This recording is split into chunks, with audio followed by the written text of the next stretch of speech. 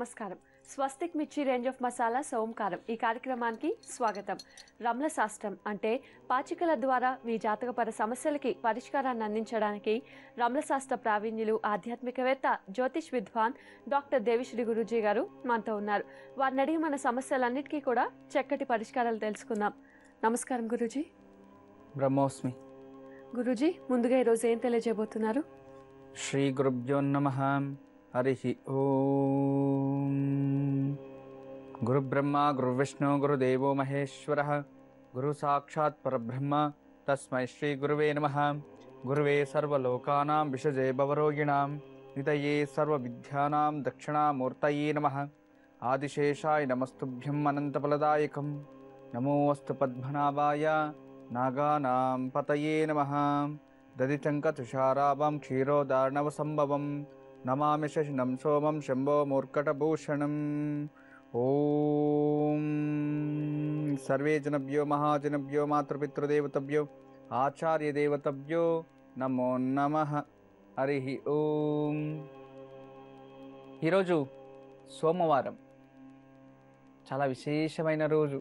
నిన్నటిటానే శుక్రవారం పైగా వరమహాలక్ష్మి వ్రతాన్ని ఆచరించి సాటర్డే రక్షాబంధన కార్యక్రమం, శనివారం సోదరి సంబంధాన్ని గుర్తించే ఒక రక్షాబంధన కార్యక్రమం, అది చేసుకొని భానువారం చూసి సోమవారంలో అడుగుపెట్టాం. సోమవారం అంటేనే మనకందరికి కూడా ఏదో విశేషం. ఎందుకంటే మనకు కంటిన్యూస్గా శుక్రవారం రజా ఉండింది, సాటర్డే రజా, మండే సండేయు రజా, ఇక మండే 3 రోజుల తర్వాత రజా అంటే హాలిడే, సెలవు. ఈ సెలవులు ముగించుకొని సోమవారం అడుగుపెట్టగానే మనకు ఉదయాన్నే లేచి స్నానం చేసి ఇక పనికి అంటే ఉద్యోగాలకు వెళ్ళాలి. ఒక్కొక్కరిది ఒక్కొక్క ఉద్యోగం. స్వంతంగా బిజినెస్ చేసేవారు ఉంటారు, ఉద్యోగం చేసేవారు ఉంటారు. జీవితంలో ఒక్కొక్కరిది ఒక్కొక్కటి నానా విధమైన అంటే చాలా విధాలుగా ఉన్న అనేకమైన ఒక ఉద్యోగాలు చేస్తూ ఉంటారు. వృత్తులు, వాళ్ళకి సంబంధించిన ఉద్యోగాలు వాళ్ళకి ఏది వస్తుందో అది చేస్తూ ఉంటారు. అయితే మనము ఒక ఉన్నత స్థానానికి వెళ్ళాలి అంటే మనలో కొన్ని సంస్కారాలు, కొన్ని విచారాలు, కొన్ని ఆచార విచార సంస్కారాలని అనుసరిస్తే ఖచ్చితంగా మన జీవితంలో ఉన్నత శిఖరాన్ని మనము వెళ్ళవచ్చు. ఆ ఆచార విచారాల్లో ఒక జీవితంలో ఈ ప్రయాణం, ఇది ఒక జాత్ర. అంటే మనము జన్మించాము, తర్వాత జనంతోనే మరణం. మనకు తెలుసు కదా, మనం పుట్టామంటే మరణం వస్తుంది ఖచ్చితం. ఈ జనం నుంచి మరణం దాకా ఒక యాత్ర. ఈ యాత్రలో ప్రయాణం చేసేటప్పుడు ఎన్నో వస్తాయి, వచ్చేవి పోయేవి చాలా ఉంటాయి. పేరు, ప్రతిష్ట, గొప్ప, డబ్బు, ఆస్తి, అంతస్తులు అన్నీ. అయితే మనలో జీవితంలో చెడు జరిగినా మంచి జరిగినా ఏం చేసినా కూడా పూర్వాజిత కర్మఫలాల మీదే ఆధారపడి ఉంటుంది. నిజంగా సత్యం ఇది. జీవితంలో ఎంతో మందిని చూసేసాను నేను, ఎన్నో లక్షల మందిని చూశాను నేను. ఒక్కొక్కరిది ఒక్కొక్క విధమైన కష్టాలు. ప్రతి ఒక్కరికి కూడా కష్టానికి ఒక్కొక్కరి విధంగా ఒక ప్రతిఫలం ఉంటుంది. ఎందుకు ప్రతిఫలం అలా ఉంటుంది? ఎంతో 200% ఎఫర్ట్స్ వేస్తూ ఉంటాం, లెస్ దెన్ రిజల్ట్. ఒక అతను 20% కష్టపడతాడు, 200% రిజల్ట్ వచ్చేస్తుంది. అతనికి ఏం వ్యత్యాసం? అదే కర్మఫలము. తెలుసుకోవాలి, కర్మఫలం అంటే అదే. ఒకతను చాలా శ్రీమంతుడి ఇంట్లో పుట్టింటాడు, ఒకతను చాలా పేదరికంలో జన్మిస్తాడు. శ్రీమంతుడు ఒకరోజు పేదవాడైపోతాడు, కానీ పేదవాడు ఒకరోజు శ్రీమంతుడైతాడు. ఎందుకు ఇలా మార్పు వచ్చింది? అదే కర్మఫలము, పూర్వాజిత కర్మఫలం. జీవితంలో ప్రతి ఒక్కటి కూడా పూర్వాజిత కర్మఫలాలు, మన చేసే దాన ధర్మాలు, మన చేసే ఒక దాన ధర్మాలపైనే దాగి ఉంటుంది. అయితే చాలామంది, ఎంతోమంది నేను చూశాను అన్న కదా, ఒక్కొక్కరు విచారం ఒక్కొక్కరిది తెలియచేస్తూ ఉంటారు. చాలా విచారం. ఇంతకుముందు చాలా విచారాలు తెలుసుకుంటూ వస్తూ ఉన్నాం.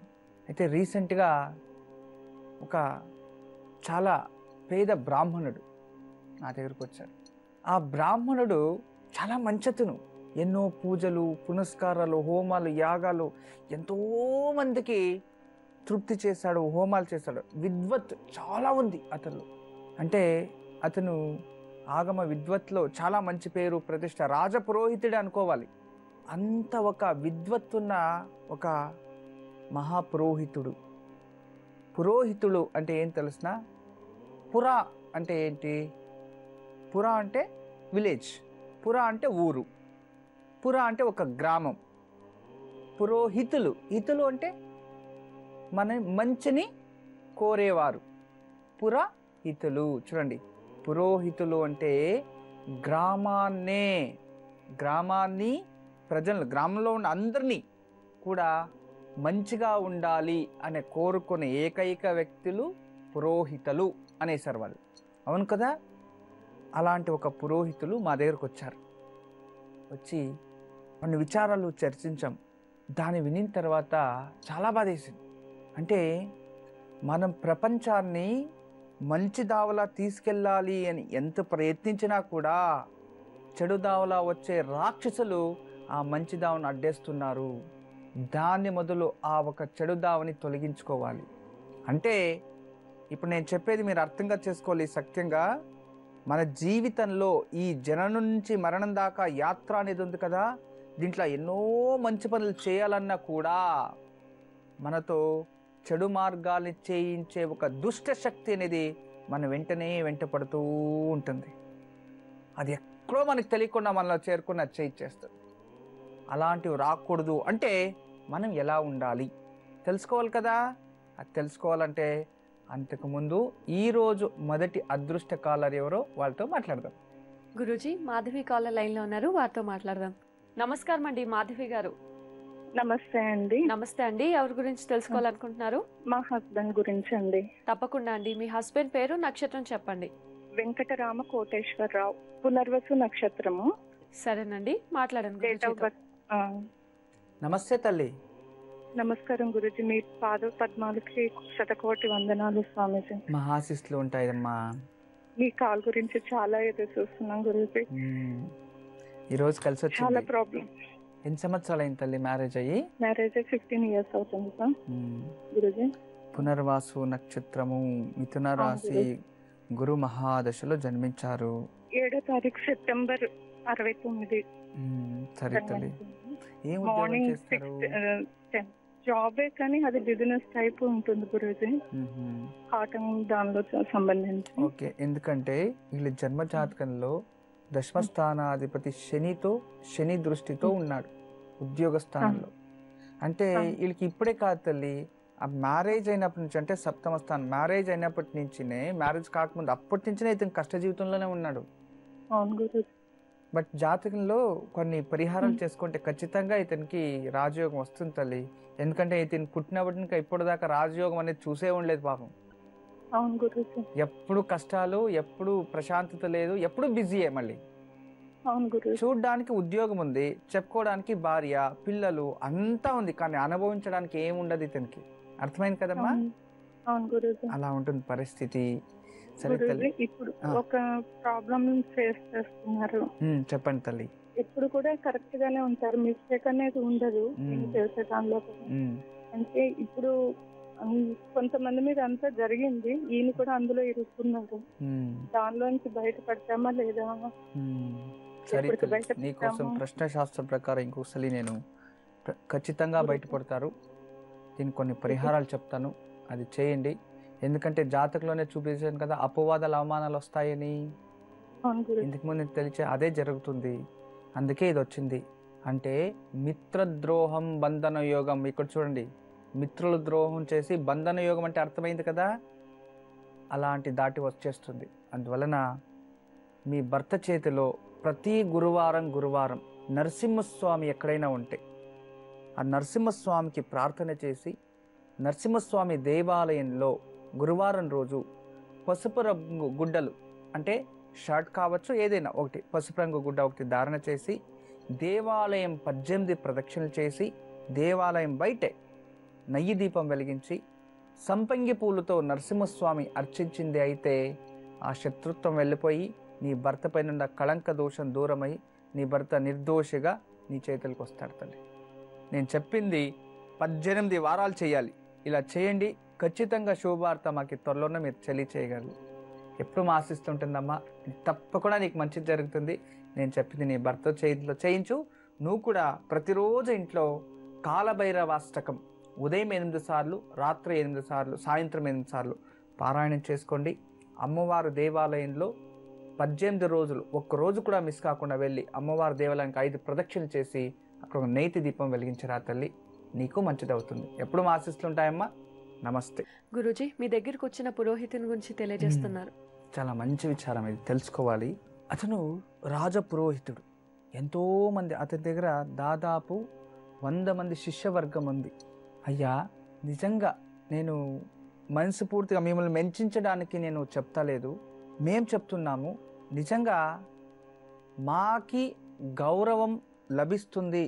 ఈరోజు జనాలందరూ కూడా ఒక విధానంగా వాళ్ళు చూస్తున్నారు అంటే మీ సహకారం కూడా దీంట్లో చాలా ఉంది అన్నారు. నేను అప్పుడు నేనేం చేశానండి, ఏం లేదు, మీరు ప్రతిరోజు బ్రాహ్మణులకి గౌరవించాలి, పురోహితులు గౌరవించాలి, అర్చకులు దీనివల్ల మాకెంతో గౌరవం లభిస్తుంది. దానికి మొదటిగా మా అర్చకులు, మా శిష్యుల పరం నుంచి మీకు ధన్యవాదాలు తెలియజేస్తున్నాను చెప్పారు.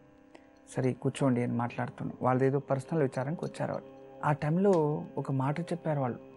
అయ్యా, మీకు తెలుసో తెలీదో, మనము మీరు ఏదైతే పూజలు చేస్తున్నారో, పూజలు చేపిస్తున్నారో చాలా మంచిది జరుగుతుంది, చాలా మంచిది.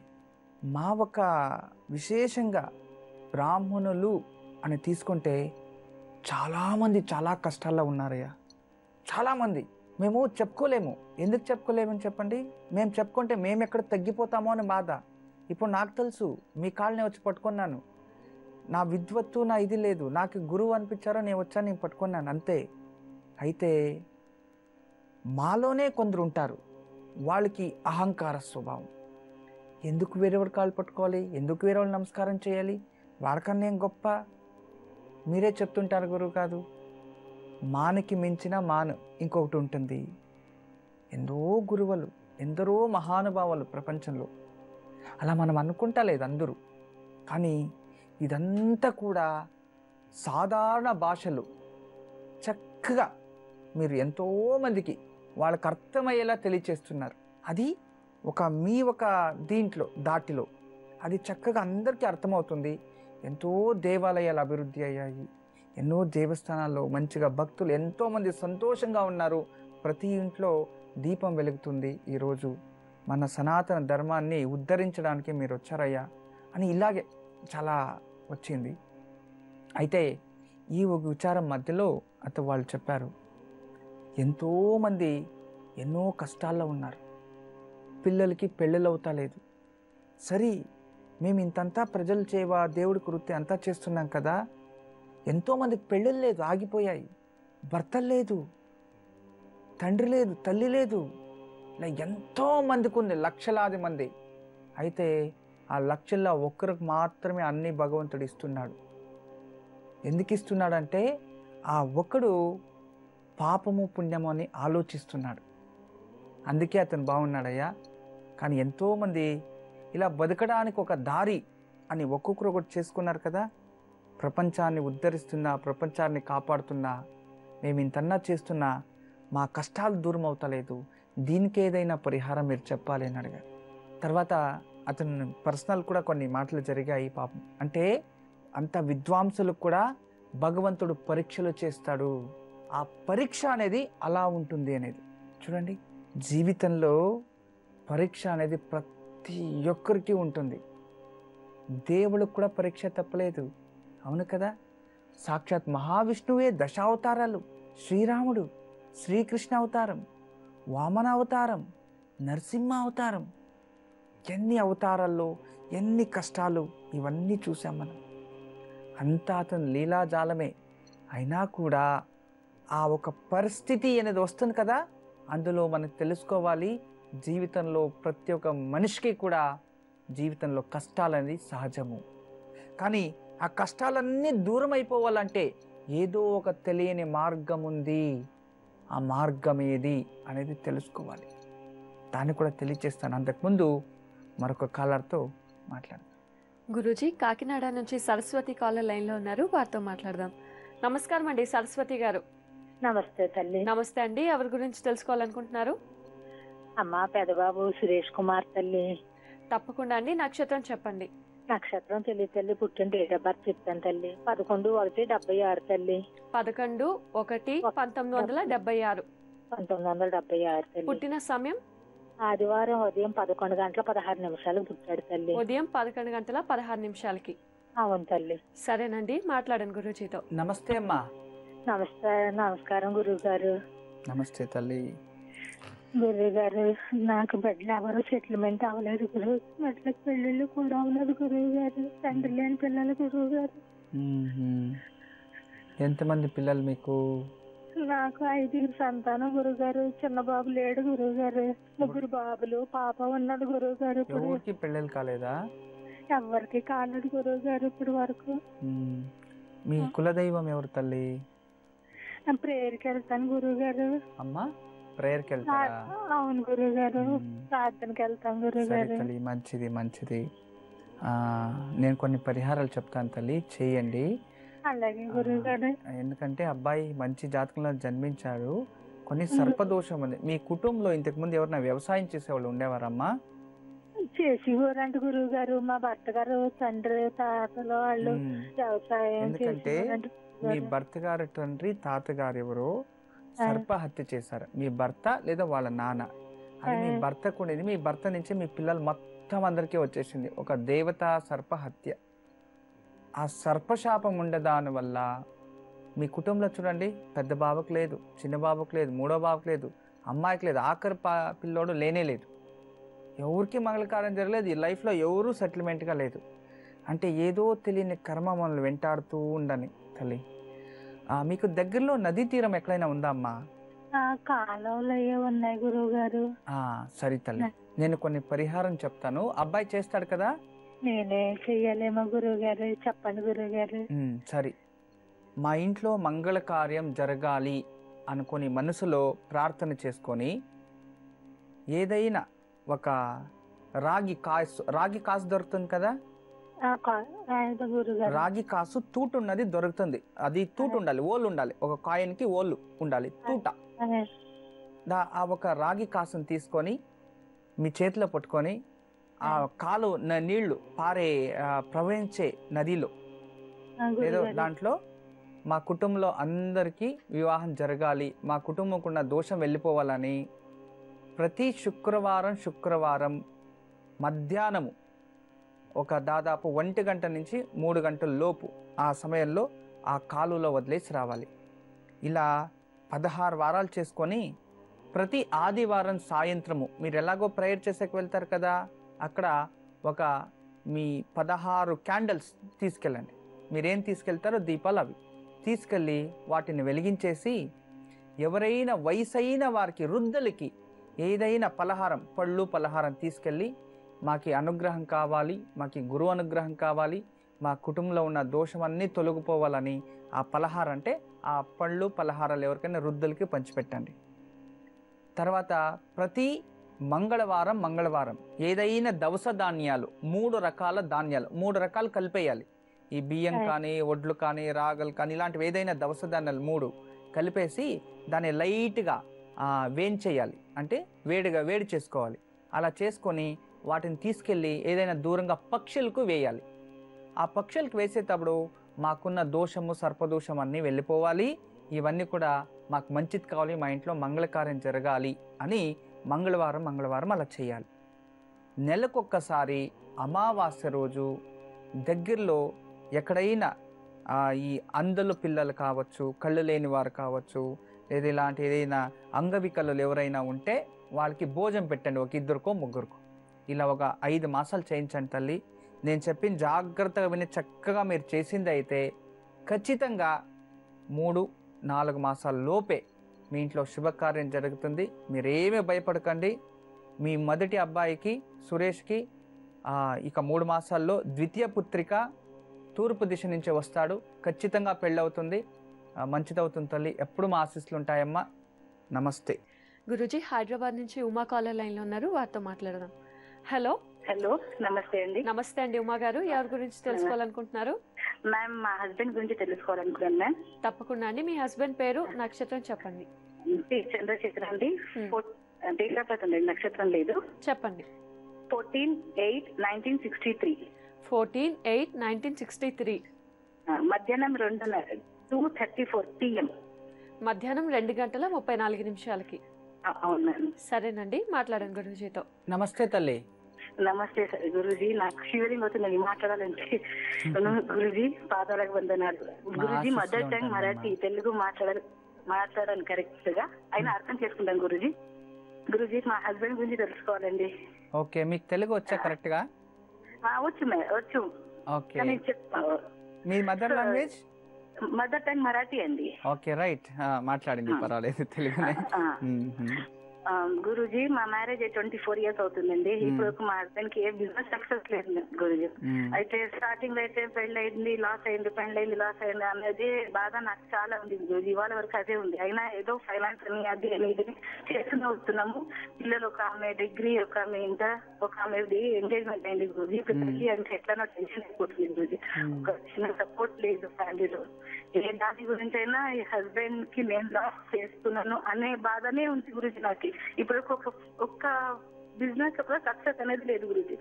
ఒక షై ఫీల్, ఒక ఇన్సల్ట్ గా అవుతుంది గురూజీ. నా వల్ల మా హస్బెండ్ కి ఇట్లా అయిందా అన్నట్టు. తనకి ఫ్యాక్టరీ ఉండేది గురూజీ, వైన్ షాప్ ఉండేది, ఫ్యాక్టరీ ఉండేది, చాలా బిజినెస్ ఉండేదంట. కానీ అన్ని అప్పులు చేసేవారు, కానీ ఆయన ఓన్ ఏది పెట్టుకోలేదు గురూజీ.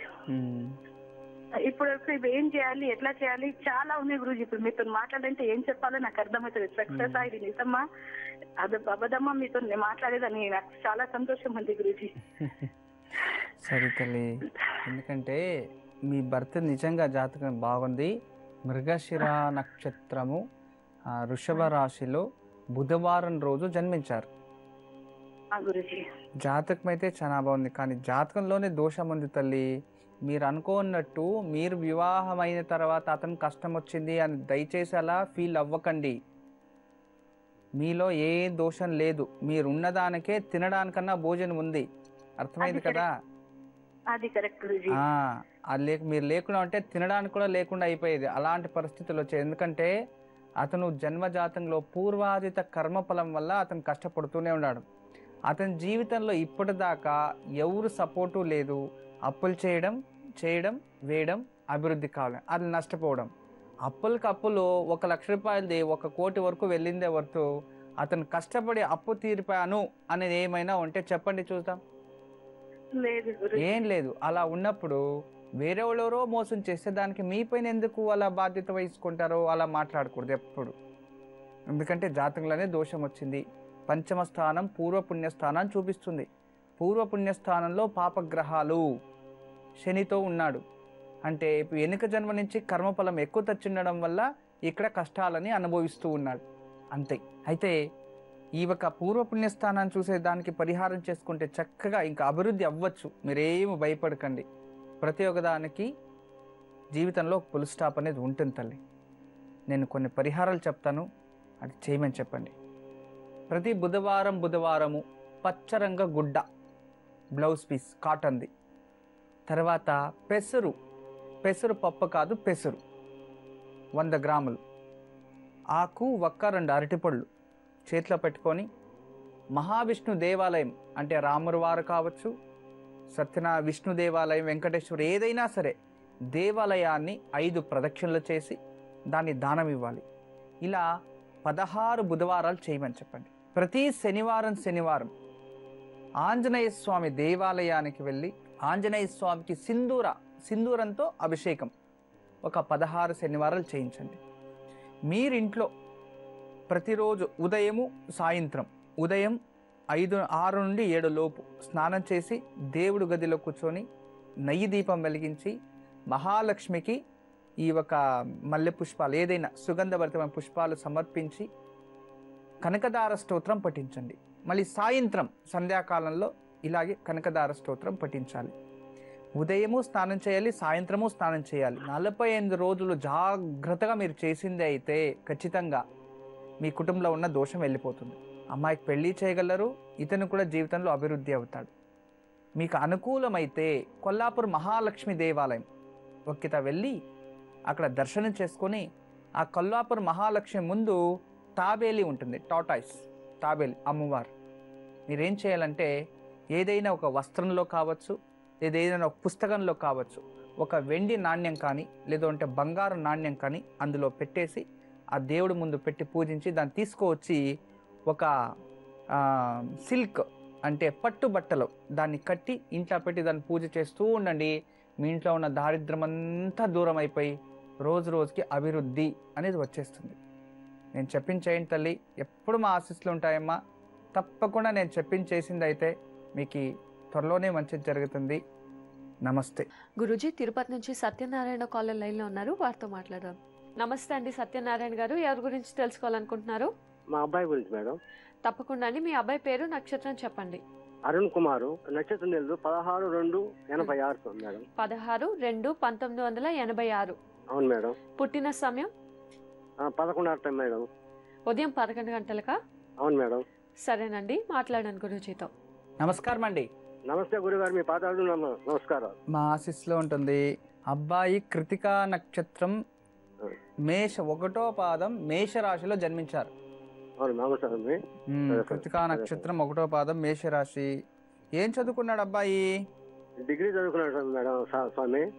ఉద్యోగం చేస్తున్నారా? ఉద్యోగం చేసి ఈ మధ్యలో నిలిపేశారు. ఎందుకంటే మీ అబ్బాయి జాతకంలో కాస్త దోషం వచ్చింది. ఏదో మా అబ్బాయి మ్యారేజ్ చేయాలనుకుంటున్నాం, పరిస్థితి బాగా నాకు. మీ పరిస్థితులు బాగలేదు, ఇప్పుడు మ్యారేజ్ చేయాలని మీరు అనుకుంటున్నారు. ఇప్పుడు ఉద్యోగం లేకుండా ఎలా అడుగుతారు అమ్మాయిని చెప్పండి? అదే అందుకనేసి సొల్యూషన్ చెప్పండి. దానికి ఫస్ట్ అబ్బాయిని ఏదైనా చిన్నగా ఉద్యోగం చేయమని చెప్పండి. ఇంకోటి ఏంటంటే మీ అబ్బాయి ఏదో బిజినెస్ చేయాలి పెద్దగా మొత్తంగా అని ఆలోచిస్తున్నాడు. అవునా స్వామి? ఆ బిజినెస్ అవ్వదు. సరే స్వామి. అందువల్ల ఆ బిజినెస్ అనేది మానేసి ఏదైనా చిన్న ఉద్యోగం అయినా సరే ఉద్యోగం పమ్మని చెప్పండి. ఉద్యోగంలో చేరి ఒక 3 మాసాలు ఉద్యోగం చేసుకోమని చెప్పండి. ఇప్పుడే ఒక 10 రోజులు స్వామి వేరే చిన్న ప్రైవేట్ జాబ్ లో పంపించాము. చాలా మంచి పని చేశారు. ఇప్పుడు ఎందుకంటే గురుబలం, పంచమ గురుబలం కూడా వచ్చేసింది. సరే స్వామి. జాతకంలో ఒక 27 రోజులు సరే స్వామి నవగ్రహాల ప్రదక్షిణ చేసి మహాగణపతి ముందు నెయ్యి దీపం వెలిగించాలి 27 రోజులు ఉదయాన్నే. సరే సార్. ఇలా 27 రోజులు చెప్తాను. ప్రతి మంగళవారం సుబ్రహ్మణ్య స్వామి దేవాలయంలో పాలాభిషేకం చేయించండి మీరు. ప్రతి నేను స్వామి మీరు. సరే సార్. ఇంట్లో సోమవారం చిన్న శివలింగం ఉంటే మీరే కూర్చొని మా ఇంట్లో మా కొడుక్కి జాబ్ లో మంచిగా రావాలి, త్వరగా మా ఇంటికి కోడలు రావాలి, మీకు ఆరోగ్యం కావాలని ఫస్ట్ కోరుకోండి. సరే స్వామి. అలా శివునికి రుద్రాభిషేకమో లేకపోతే ఇది చెరుకు రసంతో లేదా కొబ్బరి బొండ నీళ్లతో అభిషేకం చేసి బిల్వదళం పెట్టి నెయ్యి దీపం వెలిగించి చంద్రమౌళేశ్వర అష్టకం అని వస్తుంది. దాన్ని ప్రతి సోమవారం పఠిస్తూ వస్తే ఇంట్లో ప్రశాంతత, ఆ రుద్రుడు అన్ని అనుకూలాన్ని చేస్తాడు. నేను చెప్పింది చక్కగా చేయండి, తప్పకుండా మీకు అంతా మంచిగా జరుగుతుంది. ఎప్పుడు మా ఆశీస్సులు ఉంటాయి. నమస్తే. గురూజీ, మరి జీవితంలో ఉన్నత స్థానానికి ఎదగాలంటే ఎలాంటి సంస్కారాలు పాటించాలి? నిజంగా చాలా ఉన్నాయి. ఇంతకుముందు చూడండి, ఇంతకుముందు నేను ఆ ఒక విచారాన్ని ఎందుకు మాట్లాడంటే నేను ఇంతే చెప్పాను. వాళ్ళు చెప్పిన దాంట్లో వాడు 3 గంటలు ఒక విద్వాంసులు నా దగ్గర వచ్చి, చాలా పెద్ద వ్యక్తి, చాలా వయసు అయింది అతను, 3 గంటల సేపు మాట్లాడిన దాన్ని నేను దాదాపు 10-15 నిమిషాల్లో మాట్లాడేశానంటే. అంటే చూడండి ఎంత చర్చించాము అక్కడ అనేది. అంటే బ్రాహ్మణ సంహితి, మనుస్మృతి అని గ్రంథాలు ఉన్నాయి. మనుస్మృతిని చక్కగా చదివేస్తే జీవితంలో బ్రాహ్మణుడు అవ్వాలి అని ఎవరు అనుకోరంట. అంటే మనుస్మృతిలో అలా ఉంది. ధర్మసింధులో ఎలా ఆచరణ చేయాలని ఉంది, మనుస్మృతిలో ఇది ఉంది. బ్రాహ్మణ సంహితి అని ఉంది, ఎలా ఉండాలి. దాన్ని పాటించకుండా మనకి ఇన్ని కష్టాలు వస్తున్నాయి అని ఆ గొప్ప వ్యక్తి చెప్పారు నాకు. అంటే దేవుడికి పూజించేవారైనా, ఇతరుల చేతిలో పూజించి చేపించేవారైనా, ఇతరులకి మంచిది కోరేవారైనా, ఎవరికైనా కర్మ అనేది తప్పదు. అర్థమైంది కదా? అంటే పాపము పుణ్యము ఆలోచించే వరకు జీవితంలో మంచేది చెడేది మనం ఏం చేస్తున్నాం అసలు. మన ఇంట్లో ఇతరులకి భోజనం, బయట ఎవరో వచ్చాడు భిక్షాందేహిని, అతనికి భిక్షకుడికి భోజనం పెట్టాలంటే ఇంట్లో పాప ఏడుస్తూ ఉంటుందంట ఆకలికి. అప్పుడు ఆ భిక్షకుడికి భోజనం పెట్టాలా, ఇంట్లో ఉన్న పాపకి పెట్టాలా? అర్థమైంది కదా? భిక్షకుడికి భోజనం పెట్టాలా, ఇంట్లో ఉన్న పాప ఏడుస్తుంది ఆకలికి, అంతే ఉంటుంది అన్నం. ఎవరికి పెట్టాలి? ఇద్దరిలో వేరే వాళ్ళైతే మొదలు పాపకు పెట్టాలి, భిక్షకుడు ఇంకో రోజు ఇంకో జాకు వెళ్ళొచ్చు అని ఆలోచిస్తాడు. బ్రాహ్మణుడు అలా ఆలోచించకూడదంట. ఫస్ట్ అతను భిక్షకుడు అయిపోని, ఇతర వ్యక్తి అయిపోని, అతనికి భోజనం పెట్టి అతిథి దేవో భవ అనాలి. తర్వాత ఇంట్లో ఉంటే తినాలి, లేదా ఉపవాసం ఉండాలి. ఇది బ్రాహ్మణ నీతి. ఎంతమంది ఈరోజు ఫాలో చేస్తున్నాం మనము?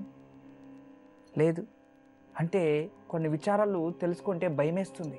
అతను ఉదయం నుంచి సాయంత్రం వరకు ఎంత సంపాదించేసినా, ఎన్ని కోట్లు సంపాదించేసినా సాయంత్రం అతని దగ్గర ఏమి ఉంచుకోకూడదంట. అసలు అలా బతకడం సాధ్యమా ఈ కలియుగంలో? అవ్వదు కదా.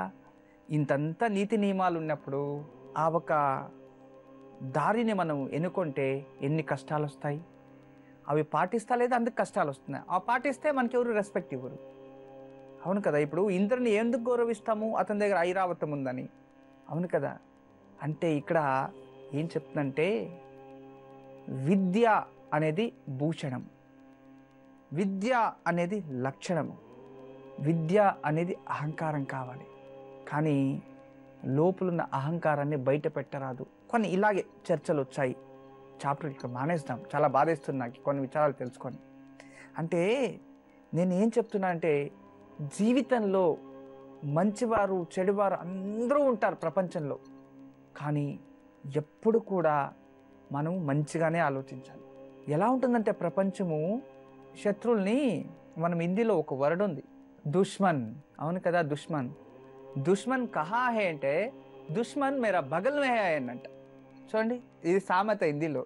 దుష్మన్లు ఎక్కడున్నారంటే మన బగల్ అంటే పక్కనే ఉన్నారని అర్థం. మన వెనుక వీపు పైన అదుక్కో ఉన్నారు. దుష్మన్లు ఎక్కడున్నారు? మన వీపు పైన అదుక్కో ఉన్నారంట. ఆ అదుక్కో ఉన్నప్పుడు మనం ఇలా వంగితే అమ్మకేస్తారు. అలాగే అంటే ఎప్పుడు జాగృత వ్యవస్థలో ఉండాలి అనే దాన్ని ఆ సామెత చూపిస్తుంది. అవును కదా. పక్కలో బల్యం అనేది ఒక సామెత ఉంది తెలుగులో. దీనికి దానికి ఒకటే. పక్కలో బల్లం పట్టుకొని మనం ఏదైనా రాత్రి పడుకోని ఉంటాం అనుకోండి, కాళ్ళలా మర్చుకుంటాం అనుకోండి, లోపలికి అలాగే తురుక్కుపోతుంది. అవును కదా. మనకి ఎప్పుడు కర్మ అనేది బల్లెంలా ఇలాగే వస్తూ ఉంటుంది. మనం అదే బాగుంటుంది దాన్నే పట్టుకొని ఇలా లాక్కొని వెళ్తాం. ఎలా పక్కన ఉంటుంది, ఇలా లాక్కొని వెళ్తూ ఉంటాం. మనం ఎంత దూరం వెళ్తే అది వస్తూనే ఉంటుంది. అలా వద్దు, దాన్ని ఆపేయాలి, ముందుకు చూడాలి. మంచిది, పుణ్యము, నలుగురికి మంచిదే చేయాలి. మనకు కష్టం వచ్చినా అవసరం లేదు, ఇతరులకి మంచిదే కోరాలి. మనకి ఎవరో ఏదో ద్రోహం చేసేసారు, మన కర్మఫలం అనుకోవాలి, బాధపడకూడదు, భగవంతుని దగ్గర పోయి ఒప్పించాలి. పరమేశ్వర, నాకి ఇలాంటి వాళ్ళు మోసం చేశారు, నా పరిస్థితి ఇలా ఉంది, నాకు మంచి చెయ్యి అని మొక్కితే ఖచ్చితంగా భగవంతుడు మనకి మంచి చేస్తాడు. అదే భగవంతుని దగ్గర పోయి పరమేశ్వర నాకు ఇలాంటి వాడు మోసం చేసేసాడు, వానికి చేతులు కాళ్ళు అన్నీ వెళ్ళిపోని అంటే వానికి ముందుగా మనకే వెళ్ళిపోతుంది. ఎందుకంటే వినాశకాలే విపరీత బుద్ధి, వానికి చెడు చేయాలి అనకు ముందే మనకి చెడు ఆలోచన వచ్చేసింది. అంటే మనం చెడిపోయాం, ఆల్రెడీ పాపం వచ్చేసింది. ఆల్రెడీ కర్మ కడుపుకోవడానికి ఎప్పుడు మోక్షం కావాలి అంటే శరీరం కావాలంట, మానవ శరీరం కావాలి. మానవ శరీరం ఉంటేనే మోక్షం లభిస్తుంది. ఈ మానవ శరీరాన్ని మోక్షం లభించాలి ఆత్మకు అంటే మనం ఏం చేయాలి? నిష్కలంగా, నిర్భయంతో, నిర్మలంగా జీవితంలో మన జీవన ఎలా చేయాలి అనేది నేర్చుకోవాలి. అయితే ఇన్ని విచారాల్లో మనము ఎలా జీవించాలి? ప్రతి ఒక్కరికి ఒక కష్టం ఉంటుంది, ప్రతి ఒక్కొక్కరికి. ఈ కష్టాలు తొలగాలి అంటే దేవుడు మార్గాన్ని ఎన్నుకోవాలి. ప్రార్థన రూపమైన, హోమ రూపమైన, హవన రూపమైన, తైలాలు దీపాల రూపమైన ఏదైనా సరే భగవంతుని ప్రార్థన చేయాలి. నా ఒక ఉద్యోగమే నా దేవుడు అనుకుంటాడు. అంటే దీని అర్థం ఉద్యోగం చేసే వాళ్ళంతా అదే దేవుడు అని కాదు. నేను ఏదైతే ఉద్యోగం చేస్తున్నానో ఆ ప్రతిఫలాన్ని దేవుడికి ఇచ్చేయాలంట, ఏం ఆశించకూడదు. దాన్ని ఉద్యోగమే దేవుడు అంటాడు. ఈ ఒక కర్తవ్యం దైవం అని కౌసల్య, సుప్రజ, రామ, పూర్వ, సంధ్య ఈ టైంలో అది చెప్పకూడదు, ఎందుకంటే ఉదయమే చెప్పాలి. ఇందులో ఈ శ్లోకం కౌసల్య సుప్రజ ఎందుకు పుట్టుకోంది ఈ శ్లోకం అనేది కూడా ఒకరోజు నేను చెప్తాను. అంటే కర్తవ్యమే దైవము అన్నారు. అంటే కర్తవ్యమే దైవం అంటే ఏంటి తెలుసా? మనం అక్కడ ఏదో కంపెనీలో పనిచేస్తాం, ఆ కంపెనీలో వచ్చే ప్రతిఫలాన్ని దైవానికి వదిలేయాలంట. అదే కర్తవ్యం దైవమైంది. అంటే ఈ పనే దేవుడు అని కాదు, అలా దేవుడు మర్చిపోకండి. ఆ ప్రతిఫలాన్ని దేవునికి వదిలేస్తే అది దేవుడు అవుతుంది. చూడండి దీంట్లో ఎంత అర్థం ఉందో, కానీ తెలీదు. ఏదో వాళ్ళకి ఇష్టం వచ్చినట్టు వాళ్ళు మాట్లాడుతూ ఉంటారు. ఉన్ని చాలా విచారాలు ఉన్నాయి ఇంకా. అయితే ఈ రోజు నుండి మీకు అందరికీ ఒకటి తెలియచేస్తున్నా, ఏ పుష్పాలతో భగవాన్ని పూజిస్తే ఏ దేవుడు ఎలాంటి వరవాలను ఇస్తారు. మీకు శత్రువులు ఉన్నారా, శత్రువులు తగ్గిపోవాలా, ఏ పుష్పాలతో పూజించాలి. మీకు లక్ష్మీ కటాక్షం రావాలా, ఏ పుష్పాలతో పూజించాలి. ఇంట్లో అనారోగ్యం ఉందా, ఏ పుష్పాలతో పూజించాలి, ఏ దేవుణ్ణి ఇప్పుడే వచ్చి తెలియచేస్తా, వెయిట్ చేయండి. గురూజీ నిజామాబాద్ నుంచి విజయ కాలర్ లైన్ లో ఉన్నారు, వారితో మాట్లాడదాం. నమస్తే అండి విజయ గారు. నమస్తే అమ్మా. నమస్తే అండి. గురించి తెలుసుకుందామని చేసానమ్మా గురూజీ గారికి. తప్పకుండా అండి. మీ అబ్బాయి పేరు నక్షత్రం చెప్పండి. మా అబ్బాయి పేరమ్మా ప్రకాష్. 1976 మార్చి 17 రాత్రి 1:05 అమ్మా. తెల్లవారితే మంగళవారం రోజు పుట్టాడు, తెల్లవారితే బుధవారం అమ్మ. సరేనండి, మాట్లాడండి గురూజీ. నమస్తే తల్లి. నమస్తే అండి గురువు గారు. మీకు జన్మనిచ్చిన తల్లిదండ్రులకి, మీలాంటి పుత్రుడిని మా అందరికి ఇచ్చిన తల్లిదండ్రులకి వంగి శతకోటి నమస్కారాలు చేస్తున్నానయ్యా. మంచి తల్లి, వాళ్ళ తరపు నుంచి మా ఆశీస్సులు వాళ్ళ ఆశీస్సులు అంతా ఉంటాయమ్మా. శతకోటి వందనాలు గురూజీ. మీకు మా పెద్ద బాబు గురించి తెలుసుకుందామనండి. 2 అబ్బాయిలండి. హస్తా నక్షత్రము మంగళవారం రాత్రి బుధవారం ఉదయం జన్మించారు. మంగళవారం రాత్రి అండి. ఆయన తాగి అంతా పాడు చేసేసుకున్నాడు గురూజీ. ఆస్తి అంతా పాడు చేసుకున్నాడండి. ఉన్న పొలం అమ్మేశాడు. ఇల్లు కూడా పడిపోతుందండి. ఇల్లు కట్టుకోనాక కూడా ఆధారం లేకుండా చేశాడు. 2 అమ్మాయిలండి. ఆ అబ్బాయికి చాలా మంచోడు గురూజీ, చాలా బుద్ధిమంతుడు. కాకపోతే ఆ తాగుడు ఒకటి అలవాటు అయ్యి అలాగ అయిపోయాడండి. ఆటో ఉండేదండి, ఆటో కూడా బాగా నడిచేది. దైవాదినం బాగా అమ్మేసుకున్నాడండి. ఇప్పుడు ఏమండి మీ అన్ని చూస్తున్నాం గురూజీ. మీ అన్ని చూసిన కాడి నుంచి అన్ని చేస్తుంటే అండి తాగుడు మానేసాడు. ఆవులు కొనుక్కున్నామండి, గేదెలు కొనుక్కున్నాము. ఇప్పుడు ఆవు పాలు చేసుకుంటున్నాడండి. రోజు పొద్దున్న సాయంత్రం 35, పొద్దున్న 30, సాయంత్రం 30 పాలు అమ్ముకుంటున్నాడండి. తాగుతూ మానేసాడండి బాబు. మీరు చెప్పినవి అన్ని చేస్తున్నామయ్యా, మీరు చెప్పినవి అన్ని చేసుకుంటున్నాము. తాగుతూ మానేశాడు. పొలం నాటు పెట్టాడండి. 1 ఎకరం పొలం ఉంది, నాటు పెట్టాడండి. ఏంటంటే అండి ఆయన గృహం లేదండి, ఉంటాకి పడిపోతుంది. మీ అబ్బాయికి ఖచ్చితంగా మంచిది అవుతుంది, మీరేం భయపడకండి. హస్తా నక్షత్రంలో జన్మించారు. యోగక్షేమం ప్రతిరోజు మీరు పాటించడానికి చూడండి. మీ అబ్బాయి ఎన్నో వ్యసనాలు మానుకునేశారని మీరు చెప్తున్నారు. నిజంగా సంతోషం అవుతుంది. ఇలా నమ్మకంతో చేశారు కాబట్టి మీకు మంచి జరుగుతుంది. ఏమి లోని వారు ఇప్పుడు 30 గేదెలు వచ్చాయి, ఏదో జీవితం చేస్తున్నారు, మంచిది. ఇలాగే మనము నమ్మకంతో ఏం చేసినా ప్రపంచంలో మనకు లభిస్తుంది. అంతే మా కార్యక్రమం ఉద్దేశం. నిజంగా ఇలాంటి ఎంతోమందికి వేలాదికి మంచి జరిగింది. కానీ వాళ్ళందరూ మనతో చెప్పుకోలేరు కదా. రోజుకి 2-3తో మనం మాట్లాడచ్చు, అంతకు తప్పితే వేరే ఇంకెవరితో మనం మాట్లాడలేము. ఇలాగా ఎన్నో లక్షలాది మధ్య ఉపయోగం అవుతుంది తల్లి. మీకు అలాగే అయింది, మీకు మంచిదయింది. మీరేం బాధపడకండి. మీ అబ్బాయికి త్వరగా ఒక గృహయోగం రావాలి. ఎందుకంటే మొదటి అబ్బాయి కదా, 2 పిల్లలు కదా, ఇతర జాతకంలో పితృదోషం ఉంది అని చూపించేసింది. పితృదోషం వెళ్ళిపోవాలి. ప్రతి శనివారం మీ ఇంట్లో ఏం వండింటారో అది 3 ముద్దలు తీసుకొని, 1 ముద్ద గోమాతకి, ఇంకొక ముద్ద కుక్కలకి, ఇంకొక ముద్దలో నల్ల నువ్వులు కలిపి కాకలకు పెట్టాలి. ఇలా 16 వారాలు చేస్తూ అమావాస్య రోజు నదీ తీరానికి వెళ్ళి పసుపు 1 పిడికుడు, కుంకుమ 1 పిడికుడు, రాగి కాసు 1 అందులో వేసేసి ఒక కొబ్బరికాయని చేతిలో పట్టుకొని ప్రార్థించుకొని, మా పితృల దోషం పూర్వాజిత క్రమఫలం ఏమున్నా వెళ్ళిపోవాలి, నా జీవితంలో ఉన్నత స్థాన మార్గాలు లభించాలి, నాకు మంచిదవ్వాలి, తర్వాత గృహయోగం కావాలి అని తెలుసుకొని ఆ కొబ్బరికాయని వెనుక వేసేసి 3 సార్లు ముడిగి లేవ్వండి. మీ కొడుకు చేతిలో చేయించండి. అమావాస్య 3 మాసాలు ఇలా చేసుకొని ఎప్పుడైనా తిరుమల వెళ్తే, తిరుమలలో దగ్గరలో మనకి వెంకటేశ్వర స్వామికి ముందు వరహస్వామి వారు ఉంటారు. వాళ్ళని దర్శనం చేసుకొని అక్కడ ఒక సంకల్పం చేసుకొని రమ్మని చెప్పండి. త్వరలో భూలాభం వస్తుంది. మీకు త్వరలోనే మీకే కాదు అందరికీ కూడా గృహయోగం లభించాలి. గృహం కట్టుకోవాలంటే ఏం చేయాలి? గృహం మనకి ఉంది, ఆ జాగా ఉంది, డబ్బు ఉంది, కట్టలేం. అది కట్టుకోవాలంటే ఏం చేయాలి? దానికి పరిహారాలు తెలియచేస్తాను. ఈరోజు సమయం దాటిపోతుంది. ఇక అంతేకాకుండా ఏ పుష్పాలతో మనం పూజిస్తే ఏం జరుగుతుంది అనే దాన్ని రేపటి కార్యక్రమంలో మనం మాట్లాడదాము. ఇక ఈరోజు మనమందరూ ఎదురు చూస్తున్నది యోగక్షేమం. చూడండి, పూర్వాభాద్ర, ఉత్తరాభాద్ర పూర్వభాద్ర శని, ఉత్తరాభాద్ర గురు.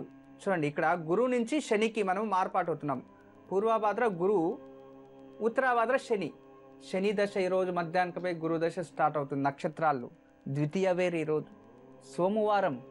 అంటే ఈరోజు మనకి విశేషమైన శని దోషం వెళ్ళడానికి శని నక్షత్రంలో పూజించాలి. అంటే ఈరోజు సాయంత్రం మీ ఇంట్లో చిన్న లింగం కానీ ఉంటే దానికి యథాశక్తి అభిషేకం చేయండి. అది లేదా ఒక చెంబు, ఆ చెంబులో పాలు పోసేయాలి. దానిపైన ఒక ప్రమిద పెట్టాలి, నెయ్యి దీపం వెలిగించాలి. వెలిగించి దాని ముందు యథాశక్తి పుష్పాలు అలంకరించి అగరబత్తులు వెలిగించి మనకి చంద్రశేఖర అష్టకాన్ని పఠించాలి. అలా పఠించుకొని ఆ దీపంని అలాగే ఉంచేయాలి రాత్రి. మరుసటి రోజు ఆ ఒక చెంబులో ఉన్న తీర్థాన్ని అంటే పాలను ఏదైనా వృక్షం పైన పోసింది అయితే మీ ఇంట్లో ఉన్న సమస్త శని దోషం దూరం అయిపోతుంది. చాలా విశేషమైనది. చక్కగా చేయండి. అయ్యా గురుగారు చెంబులో పాలు పోయేలా నీళ్లు పోయేలా, పాలు పోయొచ్చు, ఉన్నవారు నీళ్ళన్నా పోయొచ్చు. తర్వాత ఇంకోటి జాగ్రత్తగా వినండి, లీటర్లు పోసేది అవసరం లేదు.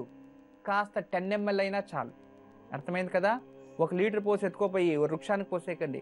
ఏ వృక్షము అంటే ఇంటి దగ్గర తులసి మొక్క, ఇంకోటో దానికి పాలన్నీ పోసేయకండి, చీములు కుట్టేస్తాయి పాపం. అది మనిషిలాగే కదా.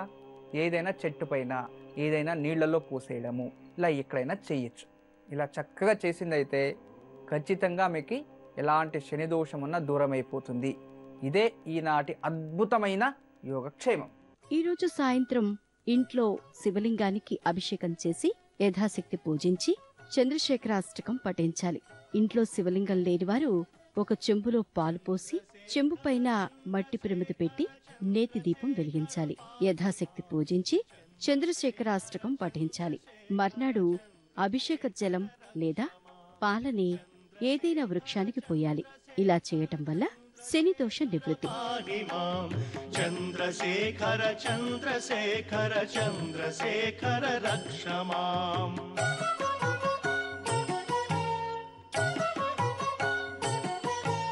రత్నసానుశరాసనం రజతాద్రిశృంగనికేతనం సింజనీకృత పన్నగేశ్వరమచ్యుతానలసాయకం క్షిప్రదగ్ధపురత్రయం త్రిదివాలయైరభివందితం చంద్రశేఖర.